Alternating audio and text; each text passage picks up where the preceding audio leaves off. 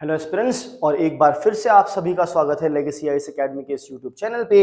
आज के हम इस वीडियो में डिस्कस करने वाले हैं माधवी हिदमा के एनकाउंटर के बारे में। जी हाँ, माधवी हिदमा जो कि एक जाना माना माओविस्ट था, उसे एनकाउंटर में मार गिराया है सिक्योरिटी फोर्सेस ने। जी हाँ, आंध्र प्रदेश में सिक्योरिटी फोर्सेस ने इसे मार गिराया है और इसके मर जाने से अब एक बहुत ही बड़ा झटका लगा है माओइस्ट को। इनफैक्ट कहा जा रहा है कि 20 साल में इतना बड़ा झटका शायद माओइस्ट को कभी नहीं लगा होगा।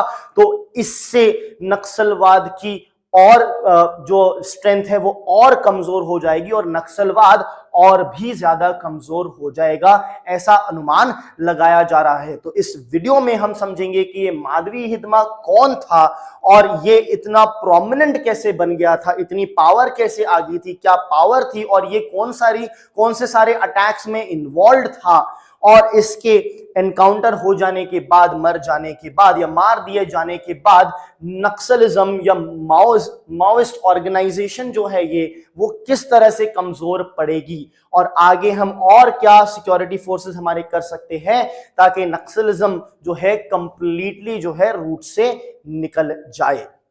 तो चलिए शुरू करते हैं। पहले तो समझते हैं कि हु वाज माधवी हिदमा। अब ये जो है इसकी उम्र लगभग 43 या 44 के आसपास बताई जा रही है। एग्जैक्ट एज इज और या बर्थ डेट ऑफ बर्थ नहीं पता है, बट 43 से 44 साल की उम्र बेसिकली बताई जा रही है। मतलब आप कह सकते हैं कि 1981-82 के आसपास इसका जन्म हुआ होगा।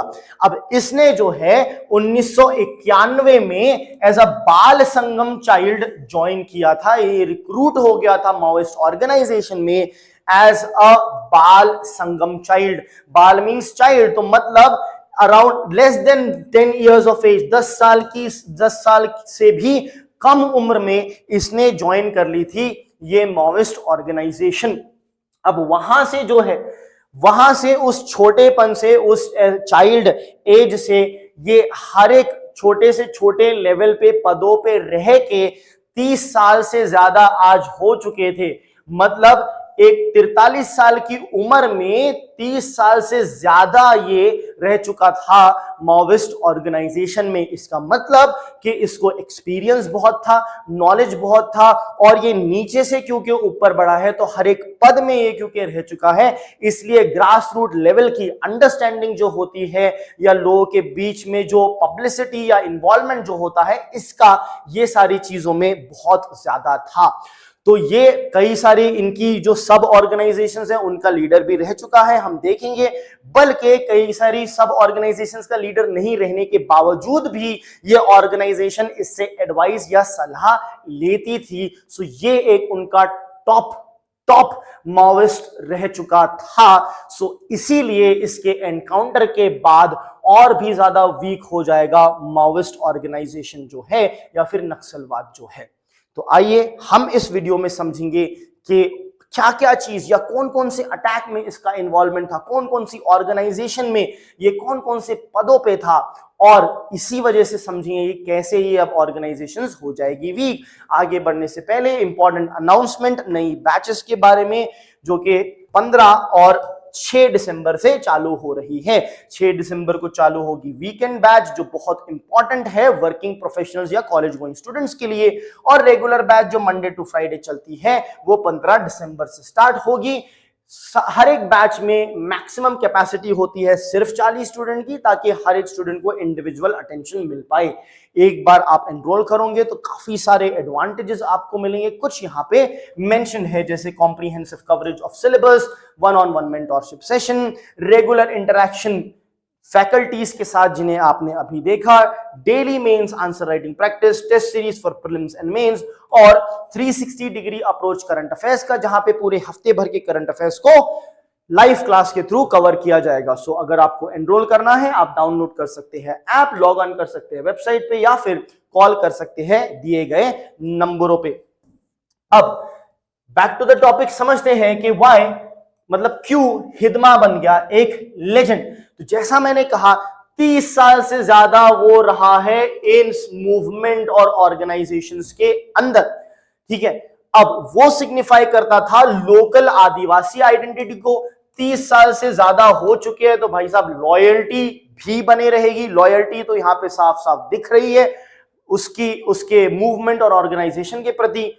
तो इस वजह से ये बन गया था काफी इंपॉर्टेंट और पॉपुलर भी। अब इसका राइज देखते हैं as a battlefield commander. So battlefield commander में राइज इसका कैसे हुआ, तो 2004 में ये बन गया था सेक्रेटरी कोंटा एरिया कमिटी का, फिर कमांडर कंपनी नंबर 3 2007 में, और फिर चीफ बन गया था PLGA बटालियन नंबर 1। सो ये जो है ये बेसिकली स्ट्रक्चर, ऑर्गेनाइजेशनल स्ट्रक्चर है माओइस्ट के। तो अलग अलग माओइस्ट स्ट्रक्चर में ये अलग अलग पदों पे रह चुका है। इनफैक्ट ये रिस्पॉन्सिबल है बहुत सारे डेडलीस्ट माओइस्ट अटैक्स जो हुए हैं। अगर आप देखें तो यहां पे अटैक्स जो एट्रीब्यूटेड है इसके नाम पे कुछ अटैक्स यहां पे लिखे हैं।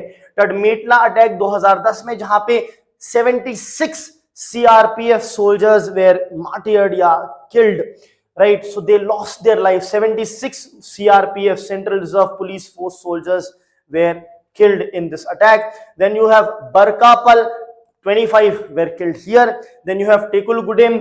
So यहाँ पे अराउंड 22 लोगों की मौत हुई। इसके अलावा भी ऐसे कई सारे अटैक्स है जिसमें कई सारे जाने जा चुकी है, जिसको एट्रीब्यूट किया जाता है इसके नाम पे। अब क्वेश्चन ये है कि अभी तक के हमारी सिक्योरिटी फोर्सेस इसे पकड़ने में कामयाब क्यों नहीं रही। सी देखिए, अब जी बात ये है कि वो लोग भी सिक्योरिटी के साथ चलते हैं। जी हाँ, तो ये भी चलता था 3 लेयर सिक्योरिटी के साथ, प्लस ये अवॉइड करता था road travel through roadways, railways. Usual travel तो ऑफ कोर्स नहीं करता था। ये ट्रैवल करता था forest to forest, stream to stream, मतलब नदियों से पार करना, फॉरेस्ट से पार करना, एक जगह से दूसरी जगह जाना। तो यहां पे हो जाता है काफी डिफिकल्ट ट्रेस और कैप्चर करने के लिए।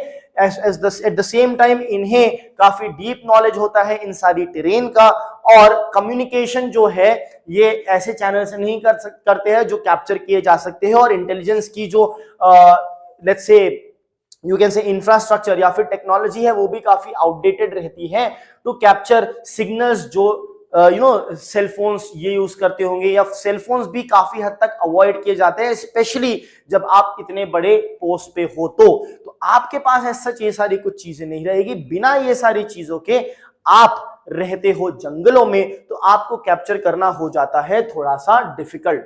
अब इसका रोल क्या रहा है वीकनिंग माओइस्ट मूवमेंट में, मतलब माओइस्ट मूवमेंट वीकन हो रहा था, बट इसने अभी तक के उसको किसी हद तक होल्ड करके रखा था, बिकॉज ये बन गया था एक मिलिट्री ब्रेन। इसके दिमाग से मिलिट्री एक्शंस लिए जाते थे।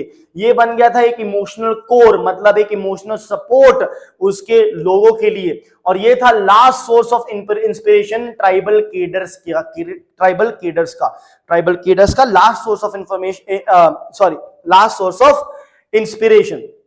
कोई भी मूवमेंट में या किसी भी जंग बोल लीजिए, मूवमेंट बोल लीजिए, चाहे वो एथिकल, अनएथिकल या टेररिस्ट टाइप का ही क्यों ना हो, उसमें भी लीडर की एक जरूरत होती है जिसे लोगों को मिलता है मोराल।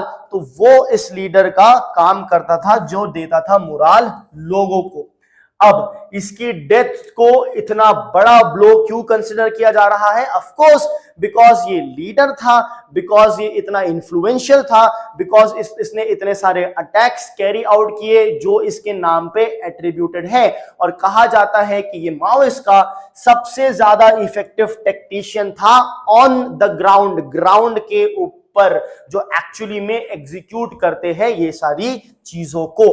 सो ये सारे इश्यूज थे। अब होगा ये कि इसने जो है मोराल अप करके रखा था अपने ऑर्गेनाइजेशन और मूवमेंट का, बट इसके जाने के बाद होगा ये कि कई सारे गुट जो है फ्रेगमेंट हो सकते हैं। इसने जिन लोगों को एक साथ एकजुट करके रखा था, अब वो हो जाएंगे फ्रेगमेंटेड, मतलब टूट जाएंगे, बिखर जाएंगे। अब क्योंकि ये बिखर जाएंगे तो अब वो लोग ऑफेंसिव एक्शन शायद ना ले पाए, और अब वो लोग चले आएंगे सर्वाइवल मोड में।